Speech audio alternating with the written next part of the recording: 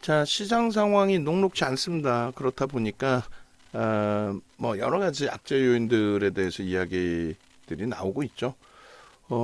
일단은 뭐 순차적으로 놓고 볼 텐데 제일 먼저 아무래도 이스라엘 리스크 부분입니다. 전쟁이라는 것이 사실 일어나서는 뭐 안 될 그런 내용이 되죠. 그 전쟁 때문에 어떠한 영향을 시장이 받고 있는지 이러한 부분을 놓고 보셔야 되는데, 일단은 지금 현재 기준에서는 러시아와 우크라이나 사태 대비해서는 제한적인 영향입니다.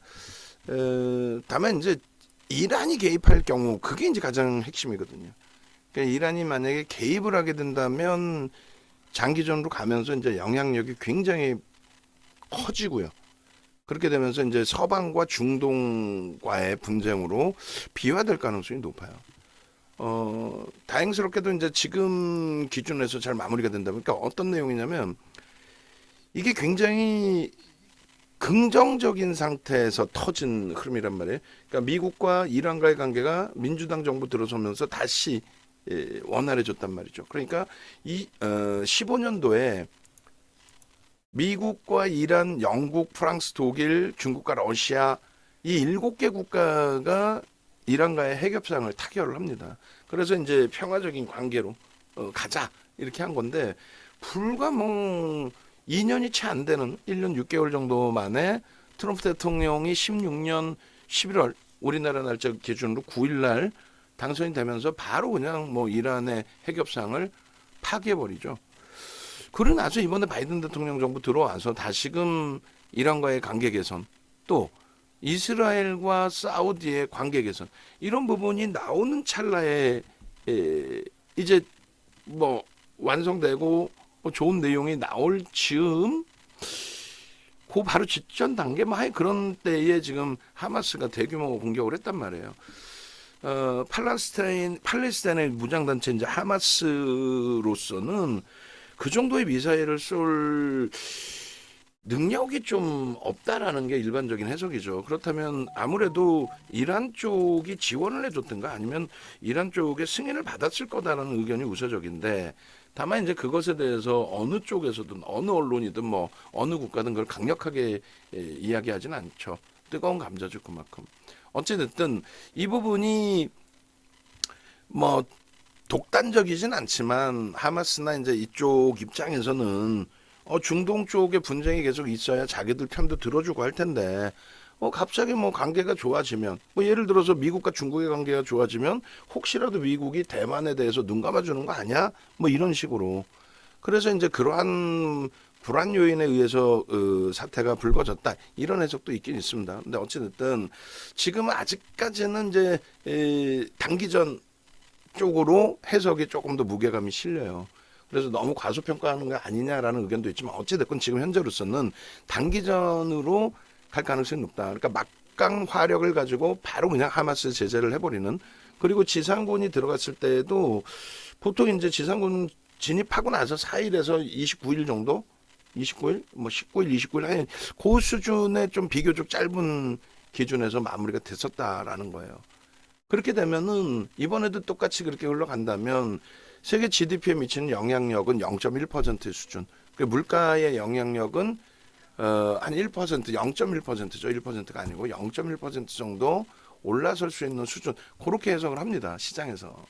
근데 이제 장기전으로 갈 때 이란을 배제한, 이란이 아닌 이제 뭐 또 조그만 단체들이 많이 있죠. 저도 뭐 중동학 뭐 학자가 아니기 때문에, 그래서 그 정도 수준. 그러니까 딱 하나만 기억하시면 이란이 개입하는 게 아니네, 안 하느냐 이게 중요. 그래서 유가 부분도 뭐 어차피 100불 수준, 그다음에 장기전으로 가더라도 100불 소폭 상회하는 수준. 그러니까 전체 시장에 미치는 영향력은 뭐 안 좋죠, 당연히 안 좋지만 그나마도 제한적일 것이다. 이런 거는 감내할 수 있고 이겨낼 수 있다. 이 정도 수준으로 해석을 하는 거고, 만약에라도 이란이 개입하면은 서방과 이란의 충돌, 이러면 조금 심각해진다 이거예요. 지금 이란의 호르무즈 해협 여기를 이제 봉쇄하게 되면은 150불 이상도 올라갈 수 있다. 전쟁 프리미엄이 더 세진다. 근데 저기가 이제 해상 물동량의 35%를 차지한다 해요.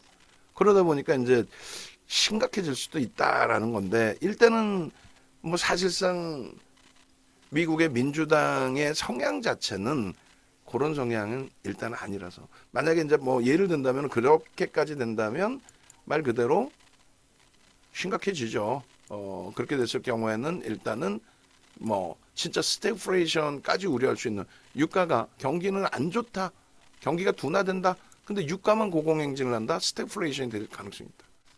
그래서 그 이란에 대해서 참여할 거냐 안 할 거냐 뭐 솔직히 우리가 뭐 예단할 수는 없잖아요. 그런데 다 열어두기는 해야 되겠습니다만 지금의 분위기상 친화적인 관계에서 뭐 지금 공화당 정부 또 트럼프 대통령 그 기준도 아니고 그렇기 때문에 봉합되어질 가능성이 있다. 뭐 이스라엘 쪽의 강경파가 좀 있긴 하지만 강경파가 이번에 목소리 키우고 막 더 강하게 입지를 높이기 위해서 갈 수도 있지만 좀 제한적이다. 그렇게 이제 해석을 하는 거고요. 만에 하나 그렇지 않고 응? 이란이 개입할 경우는 어떻게 될 거냐. 이제 그런 부분이 굉장히 중요한 기준이 되겠죠. 그래서 이란 개입 시의 영향 그리고 개입 시에 어떤 흐름이 나올지 그 부분은 이제 유가 논리도 보셔야 되는데 일단은 이란이 개입할 경우에는 세계 경기가 좀 많이 위축될 수가 있죠. 이게 뭐 단기간에 끝날 상황이 아니고 중동과 진짜 미국과의 또 유럽과의 서방 국가와의 분쟁으로 형성될 가능성이 있다 보니까 결론적으로 이란이 개입 시에는 이제 당연히 에너지 가격 상승 나오겠죠. 그로 인한 인플레이션 우려가 확산되죠. 또 긴축을 단행하고 있는 과정 속에서 금리를 낮춰줘야 되는 기준이 있는데 그 긴축을 완화할 수 있는 정책이 지연될 가능성이 있단 말이에요. 물론 이제 경기가 안 좋아지면 경기 부양책의 기준을 설정할 수 있겠지만은 그런 맥락에서의 기준이 되지 않단 말이에요. 지금 인플레이션 우려감이 공급자에 의한 인플레이션 우려감이 형성이 돼버리면 그러면 결국은 경기가 위축되고 위험자산으로의 회피, 그러니까 주식시장이라든가 이런 쪽은 회피하겠죠. 안전자산으로 가겠죠. 채권이라든가 뭐 채권 금리는 조금 이따 얘기하겠지만요. 뭐 그런 식으로. 그래서 뭐 금이라든가 화폐 기준에서 뭐 예전에는 엔화가 기축통화 그러니까 엔화 기축통화라 엔화가 이제 안전자산으로 인식됐던 때가 있었는데 지금은 이제 뭐 달러 기준으로 보고 있는데 분쟁이 나기 시작하면 그 달러의 기준도 어떻게 될지는 사실상 고민해봐야 돼요. 어찌됐든 결론적으로 그러한 그 흐름 속에 신흥국 쪽의 통화 가치가 전화가 되죠. 근데 우리나라도 사실은 그게 좀 예단하기 어렵단 말이에요. 우리나라가 외환보유고 10위 안에 들어왔음에도 불구하고 리먼 브러스 때 그때 뭐 단기 외채가 빠져나가면 휘청될 수 있다. 그리고 한국이 외환보유고가 세계 10위라고 할지라도 과연 외채를 갚을 수 있는 능력이 되겠느냐. 그래서 그때 당시에도 환율이 굉장히 심각한 수준으로 원화 가치가 훼손이 됐었죠. 그러니까 그런 가능성도 있단 말이에요. 사실. 그 통화 수합까지 할 정도로 그때와는 다르다. 어떤 게 다른데? 결국은 이제 외환보유고의 차이점 부분에서 논의가 되는데 결론적으로 하여간 그런 뭐 불확실성 내용들이 확장될 가능성이 있고 외국인 투자 자금이 당연히 유출될 가능성이 있고 이렇게 되면은 이제 대내적인 자금 조달 비용도 부담스럽게 될 수 있죠.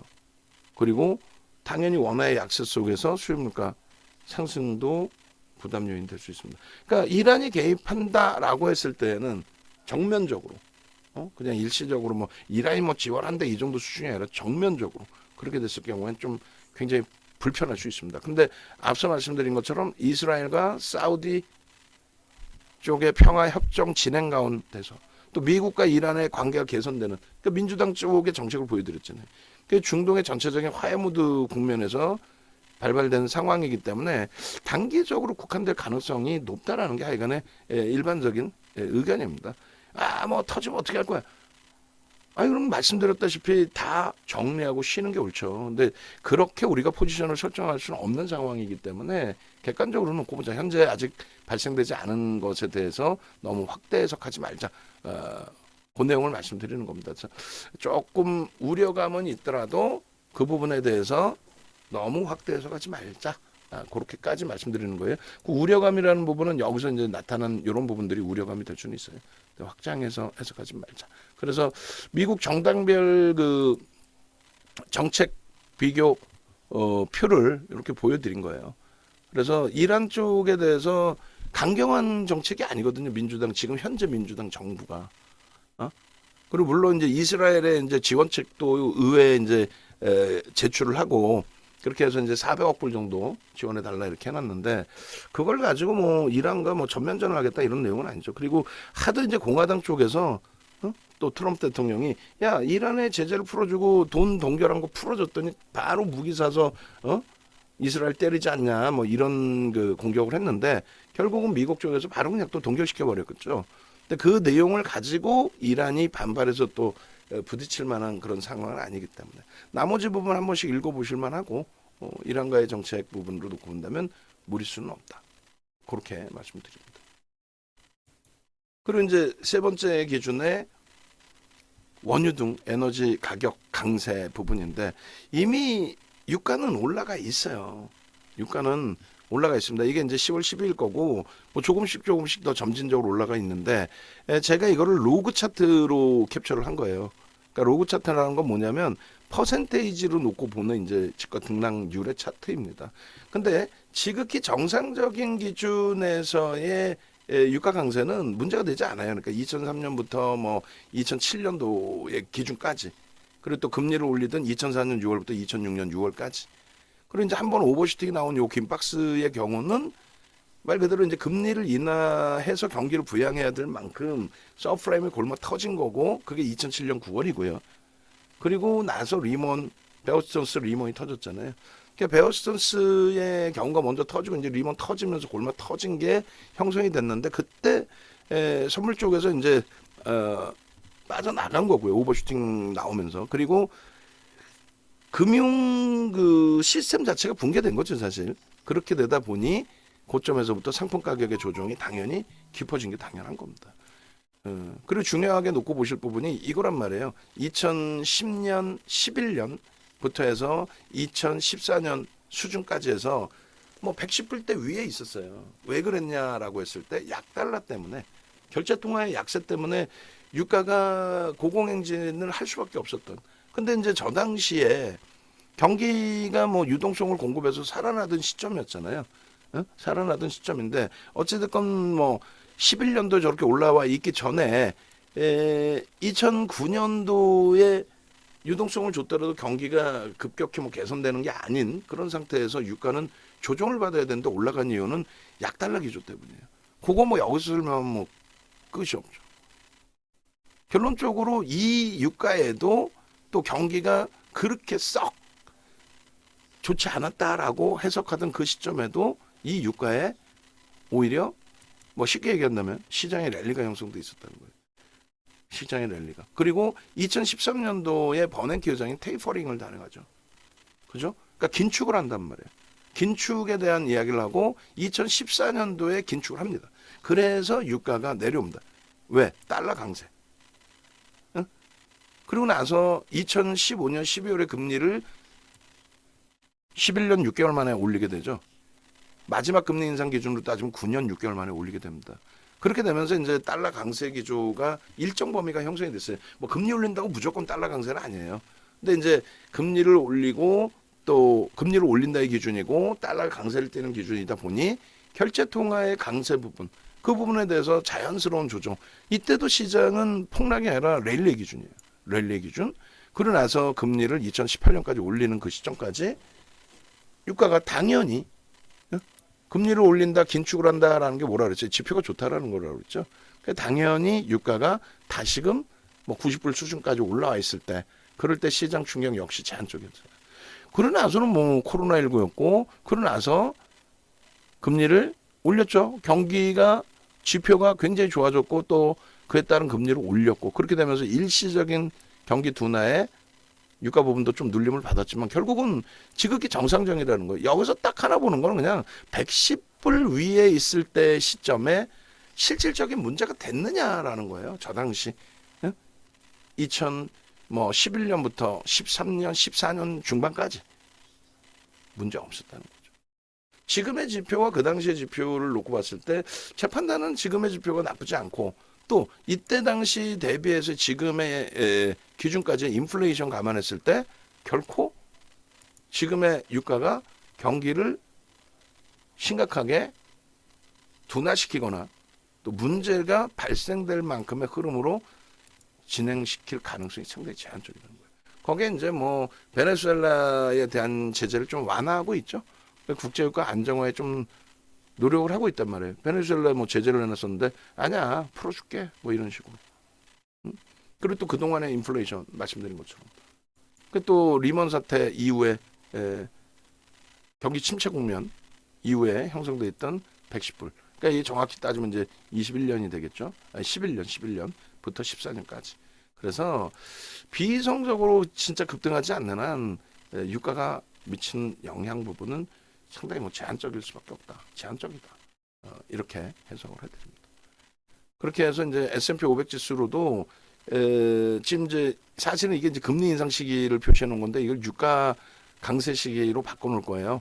그러니까 유가 강세가 연출이 됐을 때, 그러니까 지금 유가가 강세된 부분이 언제예요? 2009년부터 강세를 띠고 11년부터 110불에 올라와 있던 그 시점이죠. 그리고 여기서 유가 급락을 해요. 근데 결제 통화에 따른 흐름이었기 때문에 문제가 없었다는 거. 그러고 나서 시장은 뭐 계속 랠리가 나왔었고 유가 부분도 아니 시장은 인플레이션 효과가 있는데 그럼 중동 국가들은 뭐 아무리 땅에서 파서 파는 거라고 하지만 어쨌건 그 유가 부분에 대한 인플레이션 효과 부분이 거의 없었던 거잖아요. 그런 맥락에서 좀 해석을 하셔도 무리는 없습니다. 그러니까 결론은 문제 없다. 현재 기준에서는 아직까지는 뭐 문제될 만한 내용은 없다. 그러니까 잘 봉합돼서 마무리되기를 좀 기대하는 거죠. 그 다음에 이제 금리 인상에 대한 부분인데 채권금리하고 지금 기준금리가 굉장히 그 고공행진을 하고 있잖아요. 이것도 단순합니다. 경제학 논리상 금리를 인상한다라는 거는 지표가 긍정적이라는 걸 의미하는 거예요. 금리를 낮춘다는 거는 금리를 낮춰서라도 경기를 부양해야 된다는 그건 뭐 기본적인 경제학 논리거든요. 그래서 사실 지금 연준에서 계속 이야기하는 건 뭐냐면 긴축을 추가적으로 단행을 해야 될 수도 있다. 그 정도로 여전히 소매 판매 지수가 좋아요. 그 다음에 고용 지표가 좋고요. 실업률에 대한 부분도 또 비농업 분야에 대한 고용 지표도 또 ISM 제조업 지수라든가 또 CPI, PPI 얘기 나오는데 CPI, PPI 고점 찍을 때가 8%, 10%였어요. 지금 뭐 2% 물가를 맞추겠다는데 나쁘지 않다라는 거죠. 그래서 지금 시장에서의 그 시각은 금리 추가 인상하느냐 그것보다도 그 추가 인상은 거의 제한적이죠. 추가 인상은 제한적인데 만약에 이제 추가 인상을 하게 된다라고 했을 때의 내용은 요 표를 보고 말씀드릴 거예요. 조금 이따. 그리고 추가 인상에 대한 우려감보다는 그거에 더 시각을 맞추셔야 돼. 언제 금리 인하를 하느냐. 근데 지금 금리 인하를 하는 것이 굉장히 호재인 것처럼 또 금리를 인하를 해야만 되는 것처럼 이야기하는데 조금 전에 제가 뭐라 그랬어요. 금리를 인하해서 경기를 부양해야 될 정도 그렇게 되면 안 돼요. 지금의 금리 고공행진을 한동안은 이겨내야 돼요. 한동안. 그러다가 이제 어느 시점 정점에 지금 정점 금리이긴 하지만 이게 이제 어느 정도 시점에서 자금 조달에 대한 부담 요인이 기업들에서 발생이 되고 그러한 부분에 대한 부담 요인이 실물 경기로 이제 좀 더 확장이 됐을 때 그럴 때 이제 금리를 내릴 거란 말이에요. 그럼 그 금리를 내리는 시점부터는 경기를 부양하는 거야? 경기를 부양하기 위해서 금리를 내리는 거야? 그럼 지금 2024년도 경을 언급을 하고 있단 말이에요, 사실. 2024년 말로. 저는 그걸 보는 거예요. 2024년 말에 만약 금리를 인하한다. 그럼 그때 이제 또 전체적인 경제 동향을 놓고 보긴 해야 되겠습니다만 기본적인 논리는 그렇게 해서 인하를 한다라고 한다면 그거는 그때는 오히려 지금처럼 금리 인하해줘가 아니라 그때는 부양을 한다는 내용인데 그렇게 부양해서 바닥에 인식 잡히고 바닥에 잡히는 시점까지는 주식시장에서는 피해 있어야죠. 금융시장에서. 역대적으로 그래왔단 말이에요. 제로금리까지 내려온데도 안 돼? 그래 경기 부양을 해? 헬리콥터에서 돈을 뿌린다고 할 정도로 그렇게 돼야 바닥을 치고 그때부터 돌리는 거예요. 그러니까 금리 인하 시기부터 바닥 찍는 시점까지는 시장 하락입니다. 그러면 이제 금리 인상에 대해서 경제학 논리 원본적인, 그러니까 원천적인 논리의 기준은 뭐냐면 이렇게 되는 거예요. 금리를 인상했어요. 가계하고 기업의 이자 부담이 늘어나죠. 가계가 조달 금리가 힘들단 말이에요. 그죠? 그리고 소비가 위축되고 투자가 부진해집니다. 그죠? 그렇게 되니까 그 부분이 부담이 된단 말이에요. 지금 우리 그 디자인하신 분이 꾸려주셨는데 이거 좀 고쳐놔야 돼. 제가 좀 고쳐야 돼. 좀 고쳐야 됩니다. 그래서 금리 인상과 금리 인하 선순환에 대한 그림이 형성이 되는 거거든요. 그래서 금리 인하의 경우에는 그렇게 됐을 때 금리를 인하했을 때 그랬을 때 인하해 줬을 때 금리가 낮아지면서 서서히 숨통이 튀기 시작하는 거죠. 대출금리 이자도 낮아지기 시작하고 조달하는 금리도 낮아지기 시작하고 그래서 조금씩 살아나는데 이거는 이제 이론적인 순환성의 흐름을 얘기하는 거고요. 이론적인 순환성의 흐름을 그리고 실질적인 기준에서는 이것도 이제 합쳐갖고 보여드릴 건데 이게 금리 인상 시기 기준하고 인하 시기를 나타내는 거잖아요. 이 박스가 그대로입니다. 인상 시기와 인하 시기, 인상 시기와 인하 시기. 그리고 인상 시기인데 이때는 21년도에 인상을 긴축을 하고 인상을 했어야 될 부분을 21년도에 2조 달러를 더 뿌리죠. 그러다 보니까 그 유동성으로 먼저 올랐고 그리고 금리를 이제 급격히 내리다 보니까 급격하게 이제 유동성으로 올랐던 부분이 훼손이 됐습니다만 결국은 금리를 올릴 정도로 지금도 뭐 추가로 금리를 올린다 했을 때 어떤 큰 문제의 내용이 아니라 인플레이션이 좀 잡혀줘야 되는데 많이 잡혔어요. 다 잡힌 거예요 사실은. 근데 완전하게 조금 더 안정화되기를 바라면서의 흐름이 되다 보니까 그러다 보니까 긴축에 대한 이야기가 나오고 있습니다만 그것은 경제학 논리상 부정적인 거 아니고 그리고 역대 2000년 이후에 그러면서 금리 인상 시기에 시장이 붕괴된 적은 없습니다. 오히려 금리를 낮출 때 기준의 시장에 조정이 있었죠. 그 조정에서 바닥을 다진 것은 말 그대로 제로금리. 그러니까 전점의 금리를 넘겨야 돼. 그러니까 무슨 얘기냐면은 2001년도에 9.11 테러가 났을 때 그 앞전 금리가 마이너스 3%였어요. 최저금리가. 근데 그것이 9.11 테러 때 1%까지 낮아지고 바닥을 찍고 돌린 거고. 그러고 나서 그 리먼 브러스 터졌을 때 그때의 저점 금리가 9.11 테러 1% 가지고는 안 된다. 택도 없다는 거죠. 제로 금리로 가고 그리고 이제 오바마 대통령 취임하고 나서 의회 승인 요청했는데 공화당이 반대했었죠. 사실상 배 아프죠. 돈 뿌리면은 얼마나 배가 아파. 돈 뿌리면은 표가 글로 가는데 결론적으로 3월 달에 승인이 되고 의회 승인되고 그걸 바닥으로 해서 저 어마어마한 급등 랠리가 나온 겁니다. 그러니까 금리에 대해서는 단순 논리로 보세요. 그냥 우리가 학자의 기준에서 금리를 논할 것도 아니기 때문에 사실은 그래서 금리를 올린다라는 것은 그만큼 경기가 긍정적이구나라는 부분을 놓고 해석하는 게 옳고요. 다만 이제 채권 금리에 대해서 지금 시중금리가 이렇게 높은데 그럼 은행에 넣어두는 이자 대비해서 채권 금리가 낮으면 되겠어요. 그러니까 어떤 맥락이 되냐면 채권도 안전자산이지만 은행보다는 안전한 게 아니잖아요. 그러니까 은행이 물론 은행도 파산 예전처럼 리먼 때처럼 파산도 날 수 있고 하지만 우리나라 같은 경우에도 뭐 지금 5천만 원인데도 더 확대를 해줄 거고 그다음에 1금융권 같은 경우 솔직히 1금융권이 무너지면 우리나라 자체가 묻은 거죠. 결론적으로 금리가 기준금리가 이렇게 올라와서 이자가 이렇게 높은데 뭐 하려고 채권을 갖고 있냐 이거야. 그래 채권을 던져버리니까 채권 가격이 하락해서 채권 금리가 높아진 거거든요. 그러니까 금리가 경기가 좋아서 금리가 더 올라가든지 당분간 이 금리에 멈춰져 있을 것이다 라는 심리가 시장에 많이 반영되어 있는 거예요. 그러다 보니까 채권 가격이 하락하고 채권 금리가 높아진 건데 이제는 서서히 이게 바닥일 것이다 라고 이야기하는 기준이 뭐예요? 역대적인 그 금리 부분 그리고 가장 최근에 마지막 금리 부분이 5.25%였단 말이에요. 그걸 넘겼어요. 5.5란 말이에요. 근데 역사적으로 금리가 최고점에서부터 계속 단계별로 고점은 낮아져 있거든요. 낮아지는 추세거든요. 그게. 그러니까 이번에 뭐 살짝금 높여놨는데 여기서 높아져 봐야 상당히 제한적이다. 그럼 뭐 어차피 정책적으로 어느 정도 조절을 해 나가니까. 그래서 아마 이것이 거의 끝자락일 것이다의 기준이 잡히는 거죠. 그래서 여기서 금리를 더 이상 올리지 않고 옆으로 횡보만 해도 채권 가격이 안정화가 되는 거고, 그 다음 범위가 금리를 만약에 인하, 시중에서 뭐 인하해줘요 뭐 이렇게 하는 것처럼 기준 금리를 인하했을 땐 채권 가격이 강세가 되겠죠. 그렇게 되면 이제 채권 금리는 낮아지고. 그러니까 어차피 그런 내용들에 대해서 시장에 미치는 영향력의 기준이 방금 말씀드린 금리, 기준금리의 강세는 실질적으로 뭐 부정적인 해석이 소수 의견이라고 저는 봐요.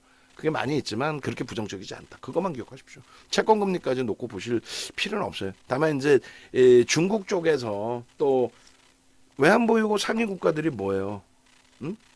항상 말씀드리지만은 그 외환보유고 상위, 그러니까 미국이 달러를 찍어서 먹고 산다라는 이야기에 저는 항상 질문 드리면서 뭐라 그래? 미국이 달러를 찍어서 먹고 삽니까? 라는 질문하죠. 아니에요. 채권을 찍어서 채권을 팔아먹는 나라가 미국인 거죠. 그 채권을 누가 사줘요? 중국, 사우디, 일본 뭐 이런 쪽이 다 사주잖아요. 그 나라들을 또 환율 조작 관찰 대상국으로 지정을 해버린다고 얘네들이. 그러니까 외환보유고 어찌됐건 상위 국가들, 그 외환보유고 상위 국가들이 가지고 있는 미국 채권, 그 채권에 대해서 중국이 일부 뭐 매각하고 있다 이런 내용들이 사실 나오는데, 그거는 이제 굉장히 진짜 뭐 검증되지 않은 소수 의견들이에요. 그렇게 해서 이제 뭐 진짜로 중국이나 사우디나 이런 쪽이 미국 채권 다 내다 팔아버리는 순간 미국뿐만 아니라 전 세계가 혼란에 빠지죠. 미국이 채권 찍어갖고 먹고 살았는데, 그게 지금도 채권을 찍어서 지금 세수가 안 거치는데 채권 찍어가지고 전쟁 비용이든 뭐든 조달해야 될 거 아닙니까? 농담이 아니라. 근데 그게 안 팔리는 정도가 아니라 있는 물량을 내다 판다? 중국이나 일본이나 사우디나? 그럼 뭐 미국 끝나는 거죠. 그래서 그런 논리까지 우리가 지금의 위치에서 확대해서 갈 필요는 없습니다. 그래서 결론은 미국 금리 정도 보시면 되겠고요. 금리 인상 시기에 시장은 강했다라는 것만 기억을 하십시오. 달러 인덱스에 대해서도 이야기가 나오는데, 우리나라 이제 원화가 이렇게 뭐 형편없다, 우리나라 원화 절하율이 너무 높다라고 하는데, 실질적으로 그렇지 않아요. 사실은 그 달러 인덱스 자체가 형성되는 것이 일단 이제 유로와 엔화, 파운드와 캐나다 달러, 그다음에 스웨덴 크로네, 그다음에 스위스 프랑 이렇게 돼 있는데, 저 비중이 유로가 제일 높아요. 근데 이제 엔화 대비해서 굉장히 강력한 통화 정책을 하는 거죠. 지난 리먼 브러스 터졌을 때는 엔화가 안전자산이다라고 이제 인식이 될 정도로 엔화의 가치가 어마어마하게 강세를 띄었죠. 그러니까 미국이 유로화나 파운드화에 대해서는 그렇게까지 못한단 말이죠. 근데 이제 엔화는 만만하죠. 엔화에 대해서 그 당시에 어마어마한 약세, 반토막. 1달러에 140엔에서 1달러에 70엔 확 줄어버렸고. 그 다음에 지금은 거꾸로죠. 지금은 거꾸로. 엔화 대비해서 상당한 강세. 그래서 지금 뭐 우리나라 원화만 가지고 원화 가치가 너무 훼손돼서 그러는데, 실질적으로는 유로와 영국 파운드와 그다음에 우리나라 원화는 사실 비슷한 등락률을 나타내요. 요 표작업도 다 다시 해야 된다는 걸 말씀드린 거예요. 우리 표작업 하시는 분들. 그렇게 해서 그날 어떻게 될지 모르니까 미리 준비해놨다 그날 한 번 더 고치자는 얘기야. 그렇게 해서 이제 엔화의 가치 부분은 40% 이상 훼손이 됐었어요. 근데 그게 절정에 달했던 게, 사실은 그 차트가 지금 없는데, 이게 절정에 달했던 게 미국의 중간 선거 때란 말이에요. 그러니까 강달러 기조를 가져가는 가장 대표적인 이유 중에 하나가 물가 잡기 위해서. 소비의 70%, 그러니까 미국의 GDP의 70%가 소비인데, 소비를 하기 위해서는 어떻게 해야 돼요? 미국의 입장에서는 중국의 저가 상품들을 많이 사와야 되는데, 달러가 강할수록 어때요? 미국 상품을 굉장히 싸게 사올 수 있는 거죠. 그죠? 근데 이제 한쪽 의견만 들을 수는 없으니까, 예를 들면 미국에도 제조업체가 있을 거 아니에요. 수출업체도 있고. 그러다 보니까 이제 그것을 맞추기 위해서 정치적인 논리를 좀 피는 거고, 환율 관찰 대상국 중국 니네 이렇게 약한 일로 갈 거야? 위안화 약세로 갈 거야? 막 이런 식으로. 대중 무역 적자가 너무 커요. 근데 그건 정치쇼라는 게 앞에 말씀드린 외환 보유고 잔고 세계 1위가 중국이란 말이죠. 그 외환보유고라는 게 뭐? 미국 채권을 다 사주고 있단 말이에요. 그러니까 서로 협력을 하는 거예요, 사실. 예? 그래서 결론은 이렇게 따지고 보니까 그러면 달러가 굉장히 약세를 뗐을 때나 이렇게 달러가 강세를 뗐을 때나 어찌됐건 시장에 미친 영향 매우 제한적이죠. 그러니까 이 부분도 복합적으로 그냥 놓고 보시라는 거예요. 복합적으로. 어떤 거? 지금 시장의 기준은 금리를 올릴 만큼 경기가 사실상 긍정적이다. 그리고 금리를 올렸기 때문에 달러가 강세를 띈다라는 표현들 주변에서도 하는데 그거 아니에요. 달러가 금리를 올릴 때도 달러가 약세일 때가 있었어요. 2015년도 금리 올릴 때 기준에서는. 뭐 그런 거는 무조건적이다라고 해석하시면 안 되고 그때그때 상황 보셔야 되고요. 그리고 이제 트럼프 대통령의 지지율 상승에 대한 금융시장의 영향 굉장히 크죠. 매우 큽니다. 지금 뭐 양자 대결 기준에 5%포인트가 격차 났는데 이게 결국은 이제 이스라엘 전 발발되고 나서의 흐름이죠. 트럼프 대통령 입김이 세졌죠. 그리고 2020년도에도 이런 흐름이 있었단 말이에요. 결론은 24년도 대선을 앞두고 벌써부터 이제 뜨거워요. 뜨거운데 3자 대결 기준에 민주당에서 나온 지금 이제 뭐 케네디 후보 같은 경우가 3자 대결에서 19%뭐 어찌 보면 민주당 표 갉아먹은 부분도 있을 수 있는 거예요, 저게. 근데 결론적으로 3자 구도에서도 뭐 트럼프 전 대통령의 지지율이 높아요. 근데 여기는 뭐 또 여러 가지가 있죠. 바이든 대통령이 뭐 연세가 많으셔서 이런 부분이 있는 건데 그 부분을 후보를 바꾸면 뭐 언제든지 후보를 지금부터 내좀 레임덕 현상이 너무 빠르니까 이제 뭐 전당대회 치르는 과정까지는 냅두는 거고. 그리고 이제 트럼프 전 대통령 입장에서는 사법 리스크. 지금 19일 날에도 공동 기소가 됐나요? 하여간에 그 전 변호사? 하여간 뭐 저도 정치는 잘 몰라요. 결론은 그 유죄 인정을 했거든요. 그래 뭐 증언까지 하겠다. 그 이제 그게 뜨거운 감사가 돼 있는데 사법 리스크의 부담. 근데 결론은 뭐냐면 트럼프 대통령이 후보가 되든 안 되든 지금 뭐 공화당 내에서도 굉장히 강한 지지율을 받고 있는데 사법 리스크 때문에 만약에 트럼프 대통령이 이탈이 된다 해도 그래도 지금 현재로서는 공화당 우세가 당분간 지속될 수밖에 없다. 그러면 정책은 바뀔 수밖에 없다. 정책은. 그러니까 이건 꼭 보셔야 되는 내용이 되는 거예요. 민주당 정책과 공화당 정책의 외교 정책, 경제 정책, 기후 변화와 에너지, 그다음에 의료, 공식적인 정책에 대한 수혜 업종 이 부분 꼭 보셔야 돼요. 그러니까 아직까지는 정부가 안 바뀌었기 때문에 방산이 끝내줄 거다, 에너지가 끝내줄 거다, 전통제약이 갈 거다. 이거는 좀 다소 무리수가 있습니다. 그런데 민주당 정부에서 기득권을 행사했던 수혜주들의 경우 프리미엄이 높다면 그들의 흐름에 대해서는 조금 주의를 할 필요가 있다. 그 말씀 드리는 거예요. 자, 그러면은 글로벌 증시하고 국내 증시 전망은 어떠냐라고 했을 때 글로벌 증시가 하반기에 과단 조정을 받았거든요. 또 유가증권 시장, 코스닥 시장도 10% 20% 빠졌단 말이에요. 근데 중요한 거는 22년 말 종가 대비해서는 여전히 강세예요. 또 무슨 뭐 이스라엘 얘기하지만 이스라엘도 사실 그렇게까지 폭락이 아닙니다. 처음에 6% 빠진 이후에는 그 다음부터는 뭐 하루 변동률이 뭐 1%대 뭐 이래요. 많이 밀릴 때 2% 이렇게 밀립니다. 그에 반해서 뭐 그렇게 따지면 다른 데 더 많이 밀렸지. 하여간에 이스라엘을 배제하고 우크라이나 사태 배제하고 그런 부분 다 따져서 놓고 봤을 때 결론은 20년 말 대비해서 23년도에 랠리가 있고 그리고 이 부분에 대해서 지정학적 리스크가 조금만 안정화가 돼도 크게 뭐 무리수가 없다. 다시금 보시면 우크라이나 사태 때에도 뭐 우크러 이렇게 전쟁돼 있는데 러우 이렇게 바꿔라도 뭐 상관없겠죠. 제가 뭐 까먹지 않고 바꿀 거고. 그때 이제 독일, 영국, 프랑스, 유로가 월간 최저 하락률이 14% 정도 돼요. 영국은 사실상 굉장히 방어가 잘 되는 거예요. 그러니까 유로존을 탈퇴한 거죠. 영국 경기 절대 안 나빠요.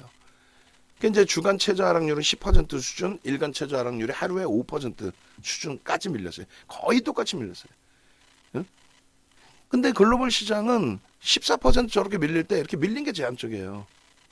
응? 그리고 주간 최저 하락률도 제한적이고 일간 최저 하락률도 뭐 5%씩 걔네들은 밀렸는데 제한적이었죠, 사실. 그러니까 이러한 그 러시아 우크라이나 사태 그다음에 조금 전에 구두적으로 말씀드린 이스라엘 사태 연동된 그 하락률은 제한적이었다는 거고 결론은 2015년 말 9년 6개월 만에 금리를 올린 이후에 글로벌 시장의 흐름은 이렇게 여전히 추세 강화가 지속돼 있어요. 대세 하락의 기준으로 해석할 수 있는 흐름은 매우 제한적. 매우. 또 말씀드리는 거예요. 금리를 인상하고 5.5%의 금리를 미국이 유지할 정도로 일단 경제 지표는 매우 좋다.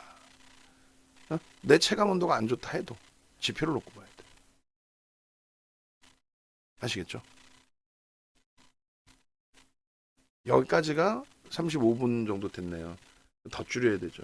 더 줄여야 되는데 말이 더 짧아질지는 모르겠습니다만. 그러고 나서 2차적인 2부 타임이 두 파트로 나눈단 말이에요. 그럼 결국은 지금 이스라엘의 문제라든가 뭐 이렇게 질문 내용 보시면 이스라엘의 문제라든가 또 이게 이제 중동으로 확장됐을 때 그리고 유가 지금 강세 부분 채권금리나 기준금리 이게 지금 한 가지만 해도 한 시간씩 할 내용이거든요. 사실 뭐 강달락이죠. 문제 없느냐. 그리고 이제 뭐 바로 이제 대선 기준인데 내년에 나와야 될 내용이 이제 이렇게 이스라엘 문제까지 불거지고 하다 보니 공화당 쪽 특히 이제 트럼프 전 대통령의 지지율에 이제 변화가 나오다 보니까 강세를 띠다 보니까 그러한 부분들의 내용을 이제 보게 되는 거죠.